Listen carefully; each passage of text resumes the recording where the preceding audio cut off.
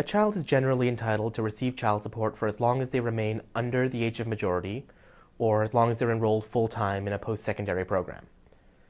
However, sometimes support payers question the need to pay support when a child has unilaterally withdrawn from the parent's control and no longer has a relationship with that parent by the child's own choice. Determining whether child support should still be payable to an adult child in that kind of situation is a challenging issue for family law.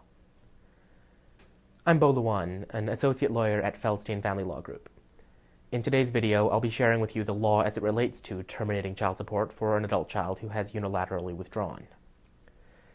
This is a thorny issue, as it's one of the few areas of family law where a payer parent will attempt to claim that the quality of relationship with their adult child and the child's blameworthy conduct is the reason he or she should stop paying support. The argument, more or less, is that the child shouldn't be receiving ongoing support as he or she has not maintained any contact or relationship with the parent and is only interested in the parent to the extent of receiving child support.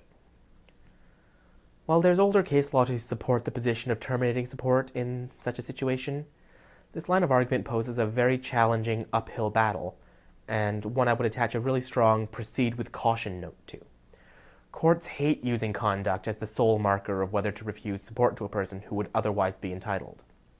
Similar to deciding spousal support, courts prefer to look at entitlement and amount without looking at the quality of the relationship and without looking at the conduct of the parties.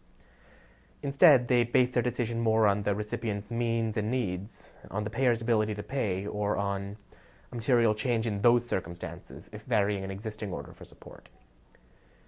In fact, a parent wishing to deviate from the child support guidelines table amount for this reason bears the responsibility of proving to the court that the child's egregious conduct justifies reducing or terminating the child support.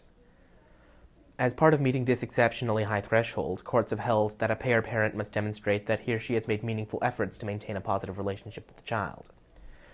The parent must also establish that the child's conduct was egregious in nature, that it was completely unilateral and not a result of any negative actions or misconduct by the parent themselves.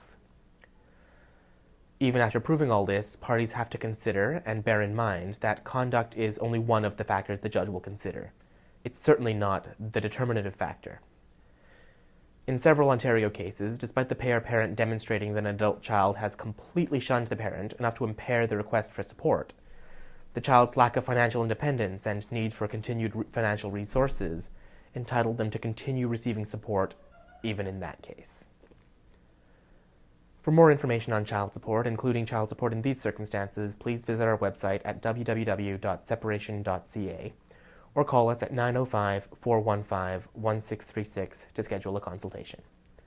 From the Feldstein Family Law Group, I'm Bo Luan. Thanks for watching.